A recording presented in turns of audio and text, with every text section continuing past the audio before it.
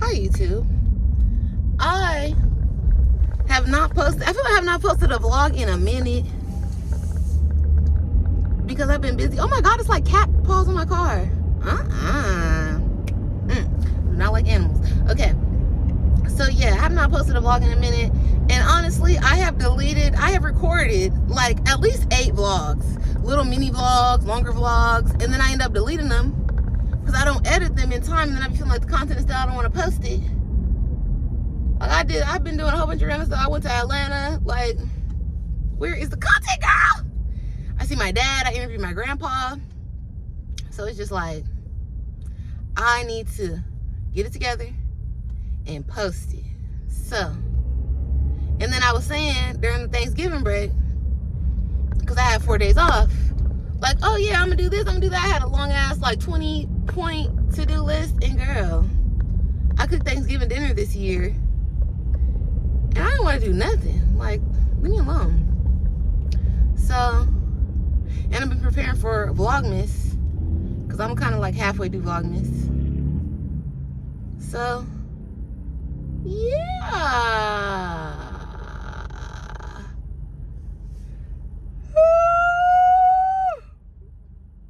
I went to the music video shoot. That was super fun, but I can't post that until the music video comes out because, you know, blow the spot up.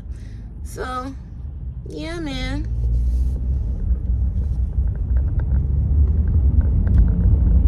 I need to get it together. Also, I'm really here because I haven't done a car video in a while. Like, spit it out. Anyways, I got all this stuff in my backseat. You know, if you watch this channel, it's always gonna give She Lives in her car.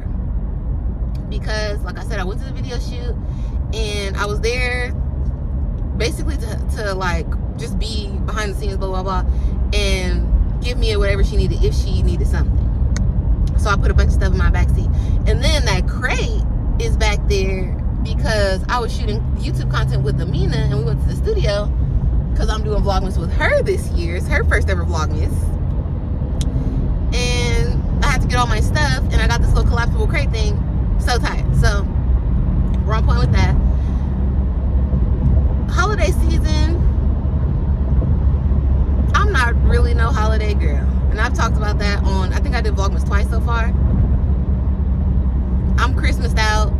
Like, I had a very excellent childhood, so I don't have the burning desire or need to, you know, celebrate or be festive like that any longer. I'm good. The kids around me, people around me, I help you out, but I don't really, you know, I don't care. So, saying all that to say, I'm gonna focus on the youth because that's who the holidays are really for. And I feel like I said this on the Vlogmas before too, but it's the topic, and it's a recurring theme. Adults and older people, like teens or to adult age, always like, oh, the magical holidays is going to magical holidays. And no, it's not that. It's because it's not for you. It's for children. Once you stop believing in Santa, the holiday is really, you disregard it. And then if you are old enough and then you have children, then you might experience that same stuff again, like through their eyes, through their experiences. But it's never going to hit like when you were a kid. So nothing wrong with the holidays. It's just let the kids have it. And speaking of that, I saw something very, very poignant and interesting today. First I saw it on Twitter, and they didn't post the whole video, so then I went over to TikTok and I had to watch the whole video. And I'm gonna put a little snip of this lady in because she was right on point. Priced out of buying homes. We have been priced out of having kids. Our kids have been priced out of adulthood because most will never be able to leave the financial umbrella of their parents. We've been priced out of certain jobs. I literally can't work here or I'm losing money. We've been priced out of transportation, whether it's a luxury item or just the maintenance of keeping transportation. We've been priced out of education, how much you spend on a degree versus what you get back from it, not worth it.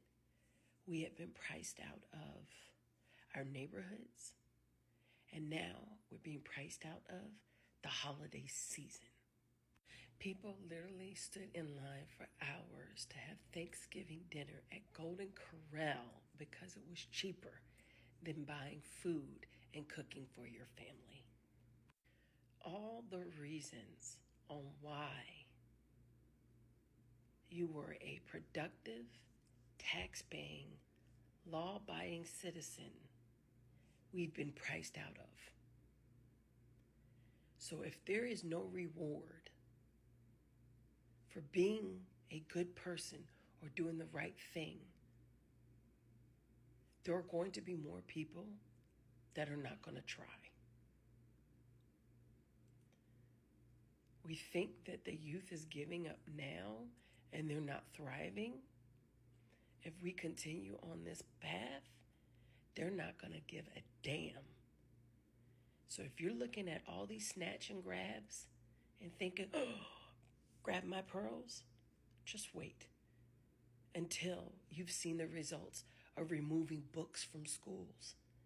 You think we're being priced out of Black Friday, but we're actually being priced out of civility, because those sales, those new trinkets, those new items, those wants, those upgrades were the things that people thrived for and held on to on why they got up and went to work and did the things that they did.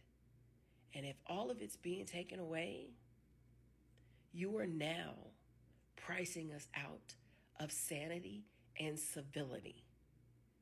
We are living in a society that is creating savages because there's no reason to do right. And the only way I can get anything is if I take it. You're either going to eat or be eaten. And it's starting with this holiday season in 2023. You've priced people out of holiday joy. This is not going to end well. And I wish that this would be a larger discussion, like how during election times and all that, they have the town halls on CNN, on the different news channels. I wish that this lady, or and if she can't come, she might be busy, she might have a lot, someone to bring up this topic and discuss it with the population at large, because I could not agree with this more. And she's saying that our society, and if I could put her video, and I'm gonna just put it in, chop it, you'll watch her, and then boom. But like I said, I agree with every single thing she said. In America, and I feel like I can say this now with conviction, when I was in my early 20s, it was a lot of conjecture. But right now I can say with conviction that our country and the trajectory that we're on as a country, it doesn't look good. It does not bode well. It's not inspiring. It's not motivating. It really gives escape. It really gives get out. And I feel like that peaked during COVID, and all the people that could leave, had the desire to really want to leave, and maybe had a little bit of money, a little bit of stimulus, they got out. Look, we have so many people in Mexico. We have so many people in other countries. I remember when it was Trump, everybody was like, oh, move to Canada if it's Trump. Not even, and this is my opinion as a Black person, I feel like a lot of non-people of color were talking real tough about that. Like, oh, if it's Trump, America, I'm gonna move to Canada, and you can say that, peacefully, because you're not facing no real struggle in America. You were just irritated with his politics, and you didn't like the way he was talking. He made you uncomfortable. He was up there talking like your uncle always talked, that you don't really like, but you don't correct him either in public, and that made you feel away. But we, the minority class, and people from a lower socioeconomic status of all colors, it's not really a lot of benefits right now in being American. And I see the snatch and grab videos all the time. They go viral, and people and their discussion around that, like, oh, it's so disgusting, and these people are oh, these are thugs, and these people are losers, and all this. And it's just like, for you to have that perspective, and maybe I just come from a different mindset because I have lived in so many different areas, around so many different types of people, different socioeconomic statuses. When you see some stuff like that, And it's grown people. It's not just kids having fun, teenagers acting up, boys will be boys type thing. These are adults. There is no up here thinking people. There's no way that a person with anything to lose whatsoever, an apartment, a house, a car, a cool job, some kids, like that they're taking care of, that, you know, their kids have a decent life, nobody would risk that to go into the mall and snatch a couple designer items or snatch some damn Nike Techs. Nobody will risk that. These people don't have anything, and they're left with a feeling of hopelessness, a feeling of, like she said, if it's either eat or be eaten, it's kill or be killed. And I have to get mine because I see everybody else in our society taking on different levels. The government taking, stealing, stock trading on the job. The billionaires that they want to laud and put up on everything and advertise about ain't paying no taxes, ain't helping nobody for real. Elon Musk get on Twitter and talk crazy about his workers, fire people. Talking about you don't need to work from home, this and that. Like, so our classism has really, really broken down in America because there used to be that buffer. And I feel like that was our thing that we had over other countries, and that we will brag about and talk about. Oh, well, America, we have a middle class and the burgeoning middle class and all of this stuff. So we didn't really care about the rich people. We weren't pressed about them. We're not pocket watching like that, because they had cleaned it up from the Gilded Age times and the Great Depression times, and stuff was seeming a little bit more even. Now, it's never ever gonna be fair. This ain't that. In the capitalist society, it's never gonna be fair. But it was a little bit more like, okay, my family, I grew up middle class.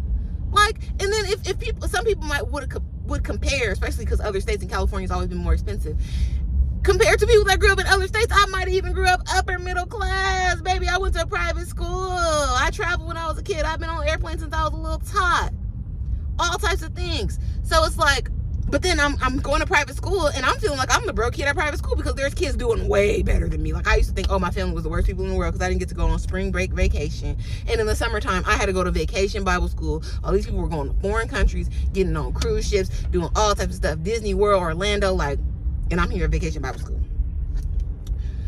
So it was like, but still, and I could see it in my life that, oh yeah, I'm still living way better than some of my cousins. Like, my cousins come over to my house, they think this is the best place they've ever been in their life. It's lit. I go to my friend's house, I'm like, ugh, my parents need to get it together. Like, we're not balling like these people. So there's always been a little scale. But now, it's like either you got money and you're living good, or you're not. That middle class buffer is just thin, sliver thin. To where the fabric of society is rapidly breaking down. In a place like San Francisco, which I used to frequent when I was a kid, because my dad, Bay Area man, my dad from Oakland. You can't go to Frisco no more? Like, what do you mean? You can go downtown San Francisco, have a good night with your family. All the stores is closed and shit. Look like a post-apocalyptic hellscape. Like, what's going on? And it's because people did not clean up, and our elected officials, to me, did not clean up their backyards and do what they needed to do. Y'all saw that tech shit pop off, and that's all you cared about. And I feel like in California specifically, everybody was using that, resting on those laurels. Oh, we got Silicon Valley. Oh, this, oh, that. You're going to brag about it all the time. But we've been had a homeless crisis of, like, unconstitutional proportion. And I've seen that increase over my life as well. Because, again, like I said, vacation Bible school girl alum. I had to feed homeless 2 times a week for years. 2 times a week, every single week. Until I got in high school and moved with my mama and moved out of my grandparents' house 2 times a week feeding homeless. Sometimes more. Holiday season, more. Clothes giveaways, all that. I've seen the homelessness fucking get intense. And then I went to feed them too. I'm downtown. I'm like, girl, what's up? The homelessness is just on another level. And I went to fit them from 2009 to 2011. When you go downtown today, and it don't even got to be downtown no more because it's done spread out. I go visit my mother-in-law in Inglewood by the SoFi Stadium. It's homeless people on residential streets. Don't fuck around and have a corner lot. Because you might see a tent. There's going to be an RV. There's going to be a van that looks like it don't work, parked on your street constantly. And there's people living in there. And not to demonize homelessness, houselessness, however you want to phrase it, because that's another thing we do out here. We love to clean shit up with words and initiatives and stuff without really fixing the problem. Okay, you're homeless. Life happens. Living in a capitalist society, it ain't no hoe. It's hard. But you're homeless now. You're struggling now. Hopelessness sets in. A lot of different. And I'm grown. I smoke weed. I'm getting through my regular day-to-day life. On the tip-top little edge, on the cusp of the smoke is the only reason why I'm making it through. Because I would have been snapped, crashed out, went crazy in one of these offices, put my hands on one of these middle-aged white ladies for talking reckless to me, for being unnecessarily rude, passive-aggressive, just doing too much. Some creepy old man rubbed me the wrong way at work. Like, it would have been gone down. I could have been arrested. No, keeping it close to the cross. So now you're homeless. We probably ain't gonna cut it no more. And then you're doing like what the people around you are doing. So when you're homeless, it's not like you can go still hang out with your friends that got an apartment, that used to work at your job, like, because you're in a different class of people now. And I hate to say it, that's just how shit works. Like, I don't see a lot of people lifting their people up when they fall off. It's all of us, and we're all guilty. We all went to high school with, grew up with somebody that's fell off. Now, long we helping them out, long we trying to get them a job, get them a place to stay. Nothing. You fell off. Damn, oh, that's so sad. It's like something you discuss when you get with other people that know them. Oh yeah, you heard about such. So yeah, I seen them. Oh my god. So there's no help in that way, and not to blame people, but it's like people might barely be getting by themselves. They can't help you out. They can't. So now you're in a new social circle with these people. Hopeless, houseless.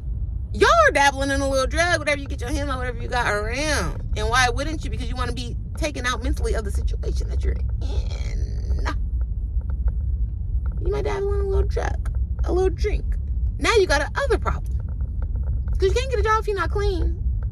And I mean physically clean and, that drug tested. So it's like, very quickly I see it snowballs and becomes insurmountable very quickly. I do not like people that try to gloss over that. Like, oh, you just get a place to stay. You need 3 times the rent to rent a place to stay. You need to have a job. You need to have back pay stubs for a certain amount of months. And to get a job, you need an address. So what are you gonna do? How are you gonna, when people talk about homeless people getting jobs and this and that, I'd be like, make it make sense. Give me a pathway for this. Give me a pathway.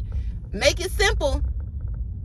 Like, okay, you're homeless, so you're going to go to the library. Boom, you're going to apply for jobs. You're going to try to get an interview. Oh, you're going to get an Obama phone so they can call you for the interview. You're going to set up an email. Like, you're going to...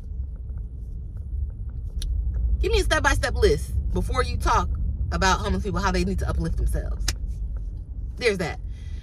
Then, I also worked for years, the longest job I ever had, for the developmentally disabled in the state of California. And we took so much stuff away from them in the 70s. I don't know, it was the Ronald Reagan era or whatever. So a lot of our homeless population are people that are otherwise disabled. So they would not really be able to reintegrate themselves back into society and all that without a lot of help, a lot of support services. So it's not an easy problem to fix. But y'all were so happy about Silicon Valley and all this money that y'all was making and woo-wah, but y'all not even making people pay enough taxes. Our state should be pristine. Like, my friends that have been exiled from California because they could not afford it anymore. What Gavin Newsom was talking about, the mass exodus of family-age people. But you're not doing nothing about it. You're not addressing affordable housing. You're not addressing these old-ass people selling their house for their retirement fund. Like, I bought this house in 1990 for $60,000. And now I'm going to sell it to my great-granddaughter's homegirl for $1.5 million. Like, so ain't nobody really doing their part. It's dog-eat-dog, everybody for themselves. Again, capitalism, very, very insidious.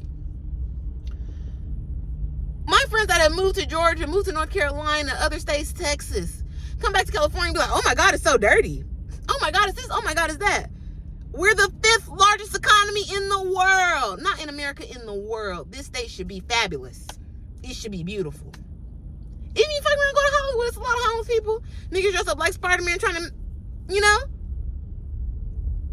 people are getting it how they live, and it's not an easy situation to be in. So now you're going to compound that with, oh, the job's not really paying you enough to live a livable wage. And I got into like a heated debate with the small business owner that I was working for, that I was doing bookkeeping for, because he likes to listen to that Republican talk radio and want to chime in and be like, yeah, these people, because the fast food workers are going to get 20 an hour. Initially, they were trying to get 20 an hour.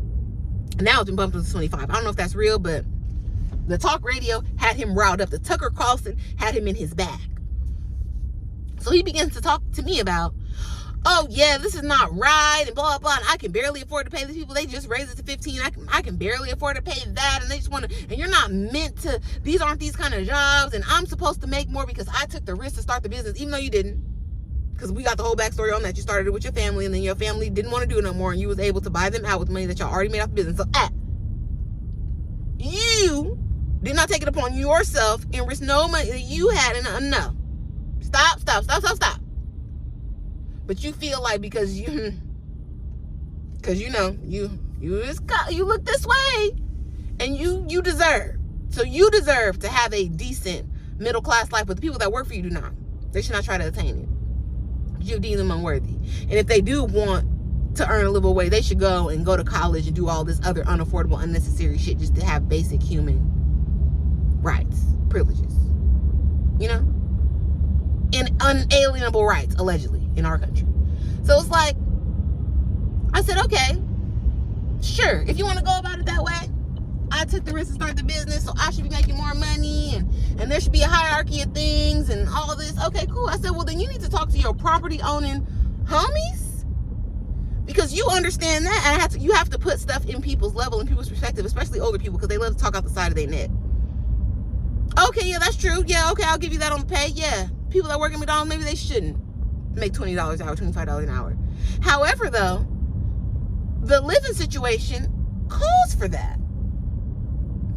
Because there's not no teenagers for real working at these fast food places and all that no more. And talk to the managers and the owners of that about why, not us.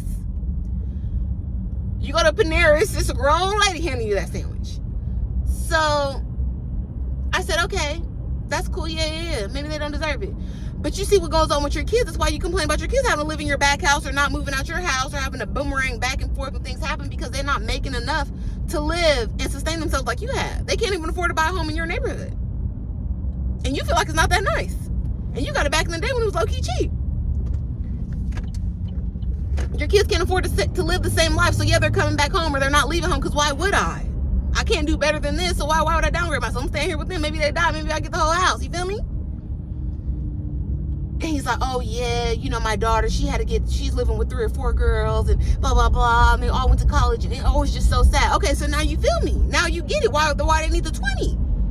Because even with that 20, they still got to split the apartment 3-4 ways. And God forbid you have a child. What are you going to tell them? They ain't got no field trip money, no book fair money. It ain't going to happen. So he's like, oh, yeah. I said, so we don't have rent control in our state. Landlords, which are also what I felt, and I'm explaining to him, your age group, your bracket, they're making it their retirement plan. Because Social Security ain't paying none of them enough to live. I understand that because my grandma. So now these houses or apartment buildings that they bought in 1985 for $2,500, that they have not fixed the whole time, not upgraded a thing, put a little Navajo white on the walls, if that. No, carpet, same from when, when they was playing Babyface on the radio regularly, when MJ was on TV on the daily basis. But you keep upping that price every year. Sweetie, make it make sense. But our wages have not been raised. I was in a case study for the state of California for my old job. They said they had not adjusted the pay scale since 72. So, and then I'm laughing when I leave the meeting, because a lot of us that are working, we always talk about that, like, oh dang, like the older people here, it's like their lives are so much better than ours, and we can't attain that. Like, oh, such and such, that's just a social worker like you, she got a nice house in a nice neighborhood, they got 2 cars, they got a kid in college, they got 2 kids at home. Like, this job ain't nothing to her. She just coming, it's autopilot. She coming to guarantee her that good cow purse check when she owe. Why does our life look like that? Oh, because she started here in 1990. And then she got the house in, 96, 97. After working here for a few years, building up that check. Her and her husband, okay. And then, so it's like, there's no way we're catching up to that. And y'all have not raised our pay rate. So back then, She could afford to have a nice, regular American middle-class life, the American dream that they advertised to us. The reason why they pressed us to go to college and get into all that debt that I refused to pay back. Because y'all knew I was broke, and my family was broke when you gave me the money. I'm done. Because at the same time, I'm married to a person that is the children of immigrants who now have to pay a dime for college because his mom and them don't got no social security number. So he gets to go for free because my parents been here the whole time paying taxes, working this, that, oh, we gotta pay. Or you gonna loan me the money. Like, that's what we're not gonna do. So there are all these hurdles and just not even stepping stones that older people, like boomer generation, want to talk about. Disrespectful ass Whoopi Goldberg talking about, you're not gonna have a house if you want to work 4 hours. Sweetheart, nobody is working 4 hours and even surviving in America. Keep it real. Like, get outside the television studio before you know, with your 1970s facts, with your 1980s facts. No. I'm sorry, I don't want to hear nothing from older people that are not outside, that are not reading, that are not abreast on the financial situation of our time. Especially people in my age group. The people that are, let's say, 25, not even 25, because my little brother, COVID graduate, then they are even worse off than us. Goddamn, what are they supposed to do? Are they ever going to be able to get their own spot? Are they ever going to be able to make enough to move out? Are they ever going to be able to afford a car? Like, what's the deal? And y'all keep selling them subscriptions and shit, subscriptions to everything. If you don't got no job, your whole life going to get unsubscribed. That don't make sense. So the people in my age group, 25 to 35, that's within 10 years of me, we have lived through crisis on crisis on crisis. How much reprieve have we got? What time have we got to catch up? And then the jobs don't want to pay us. It doesn't make sense. And everything is higher. I saw a TikTok where this Caucasian man and his family, middle America type people, were showing that the inflation shit they're saying on the news is a lie.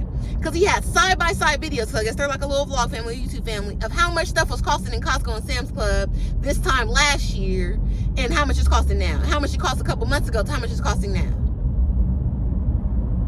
So I don't want to hear it like that we're lazy or we're not working or we're not trying. Y'all have demotivated, and you continue to, in my opinion, demotivate the population with the shit that y'all do. And then for us to sit and watch you send trillions overseas to other countries to fix their problems for whatever geopolitical situation, because y'all love to have your hands in other people's business and control the world instead of taking care of what's your problems in America.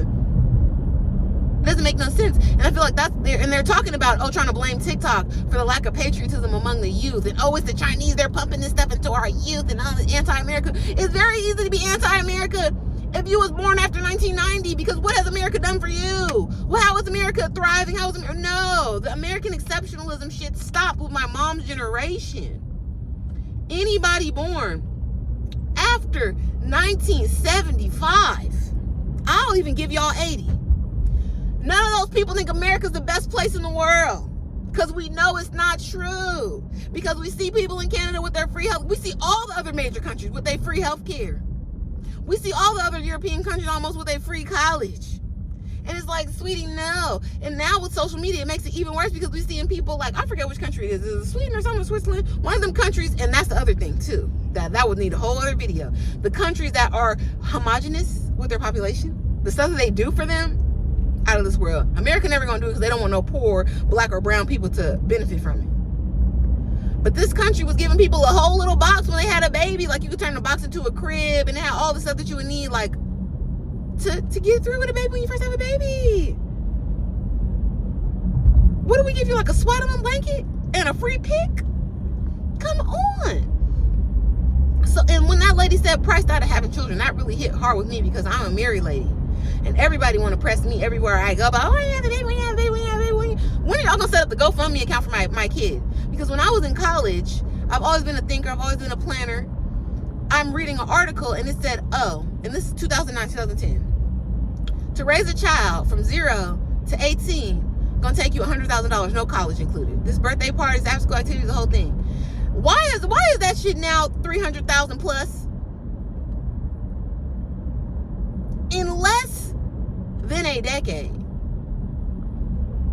It's like, I want people to pay attention and stop being so like divisive and worried about all the other shit and can you afford a $200 date and like just brainless shit, and really look around at what's going on. The fact that we have not revolted in the streets or going crazy or nothing over the economy blows my mind. And it shows how much we are literally rocked to sleep and how our news focuses on everything else but what the fuck is really going on. Celebrity news, gossip, buy this, buy that, go on this trip. Oh, look, it pisses me off so bad when I'm at my grandma's house or something and the news got a camera on a bird in a nest or some animals at the zoo. Like, look at this panda giving birth. Like, what the fuck does that got to do with anything that's going on for real? That's not news. I remember my grandpa got arrested in Louisiana Soul when the whole Lindsay Lohan shit was going on in the news every day. He's like, why is this news? These people should be arrested. They could not put this on TV. And I'm glad I was raised by older people because they used to point out all the time, oh, that's spun news. I don't know. We don't do spun news. Oh, we need to get the newspaper because that seemed like that was that lady opinion newscaster. I don't like that. We're missing that in society. That's totally gone. But then we got the added bonus of misinformation online that is so prevalent and easy to spread because people rather read a headline or click on a cute short video to get their facts other than reading a goddamn book or flat out Googling it themselves and doing a teeny bit of research to figure out what makes sense to them. I'm not even saying you got to get to the truth, but what makes sense to you? How does it work out in your brain? Critical thinking. I don't understand. So that lady's video really, really stressed me out, and I feel like it's like a fortune ball. That's So Raven moment in America and what's about to happen, because the shit's only gonna get worse. It's only gonna get worse. And I remember when the economy crashed, 2008, people was committing suicide, people was on drugs, people was killing their family. We're reaching that level of stuff again, and it might be worse because now we're in a hyper materialist time. So it's not even that I can't have a regular life and do nice things with my family or take care of my family. Now it's I don't got them Vermeer jeans, I don't got that Versace shoes, I don't got that Louis bag, and I don't got no food. It's time to go crazy.